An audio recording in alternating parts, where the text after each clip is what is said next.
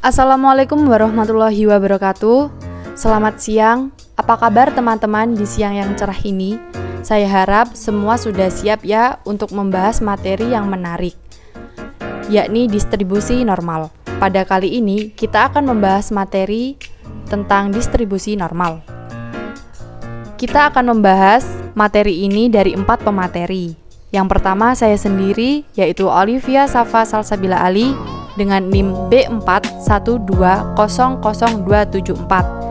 Yang kedua, Adinda Wayu Safitri dengan NIM B412093. Yang ketiga, Konsa Azahra dengan NIM B41200669. Dan yang terakhir yaitu Sakira Alisa dengan NIM B41201658. Untuk kesempatan menyampaikan materi pertama oleh saya sendiri tentang definisi distribusi normal. Apa sih definisi distribusi normal? Distribusi normal merupakan sebuah fungsi probabilitas yang menunjukkan distribusi atau penyebaran suatu variabel. Fungsi tersebut umumnya dibuktikan oleh sebuah grafik simetris yang disebut kurva lonceng. Saat menandakan distribusi yang merata, kurva akan memuncak di bagian tengah dan melandai di kedua sisinya dengan nilai yang setara. Rumus dari distribusi normal yaitu Fx sama dengan 1 per torsi akar 2pi dikali E pangkat min setengah X dikurangi mu per torsi kuadrat. Materi selanjutnya membahas tentang parameter distribusi normal. Terdapat 2 jenis parameter yang dijadikan acuan, yakni mean atau nilai rata-rata serta standar deviasi atau simpangan baku. Nilai rata-rata digunakan sebagai pusat distribusi atau penyebaran nilai lainnya. Nilai tersebut akan menentukan lokasi titik puncak dalam kurva lonceng, sedangkan nilai-nilai lainnya akan menyebar mengikuti rata. Standar deviasi adalah penghitungan variabilitas yang menentukan lebar sebuah kurva distribusi normal. Standar ini dapat menghitung seberapa jauh kecenderungan data akan melebar dari nilai rata-rata yang menjadi titik pusatnya. Semakin kecil nilai standar deviasi, maka kurva akan berbentuk semakin runcing. Selain itu, standar deviasi juga menggambarkan jarak atau selisih umum antara mean dengan data lain yang diobservasi.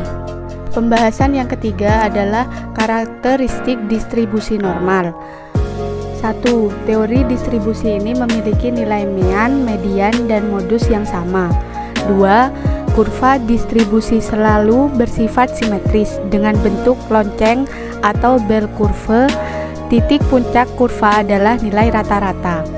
Yang ketiga, mean atau nilai rata-rata dan nilai standar deviasi akan menentukan bentuk dan lokasi distribusi. Yang keempat, jumlah luas daerah di bawah kurva normal bernilai 1, yakni setengah di sisi kiri dan setengah di sisi kanan. Hal ini juga berlaku untuk seluruh distribusi probabilitas kontinu. Yang kelima, dalam kurva distribusi dapat disimpulkan jika setengah data populasi akan memiliki nilai yang kurang dari angka rata-rata, sedangkan sebagian lagi memiliki nilai yang lebih besar. Yang terakhir, masing-masing ekor kurva di kedua sisi memanjang tak terbatas. Dalam beberapa kasus perhitungan distribusi, ekor kurva bahkan bisa memotong sumbu horizontal. Pembahasan yang terakhir adalah seberapa penting distribusi normal dalam statistika. Setelah mengetahui parameter dan karakteristik utama dalam teori distribusi normal, dapat disimpulkan jika teori ini memiliki posisi penting dalam konsep statistika peluang.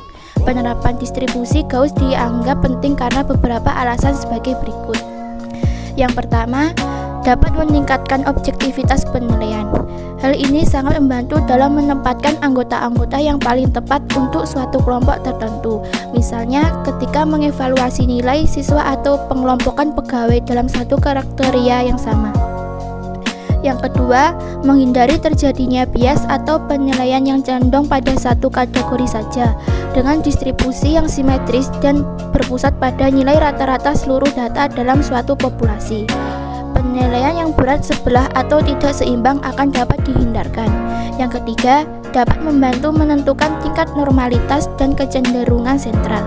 Dalam statistika, khususnya statistika peluang, normalitas suatu data adalah hal penting yang tidak boleh diabaikan. Melalui teori yang diterapkan oleh distribusi Gauss, cenderungan sentral atau tingkat normalitas data dapat ditentukan secara lebih mudah. Demikian informasi mengenai distribusi normal serta parameter dan karakteristik yang melengkapi penerapannya. Sekian dari kelompok kami, jika ada kesalahan mohon maaf. Wassalamualaikum warahmatullahi wabarakatuh.